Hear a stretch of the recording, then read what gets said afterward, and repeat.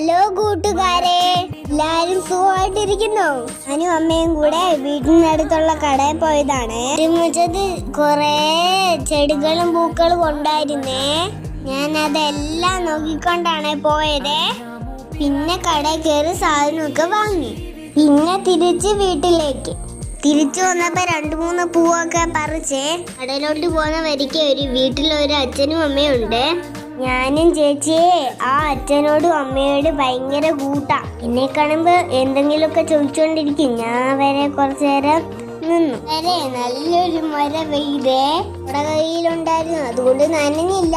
പൂവിനെയൊക്കെ തൊട്ട് മരയത്ത് ഞാൻ കുട പിടിച്ചു പോയി.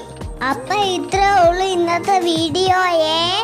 നല്ലൊരു വീഡിയോ ആയി പിന്നെയും കാണാം. ചാച്ചാ ബൈ ബൈ. പിന്നെ ഒരു കാര്യം ചോദിക്കാൻ മറന്നുപോയി. എന്റെ തലമുടി വെട്ടിയത് എങ്ങനുണ്ട്? സുന്ദരിയാണോ?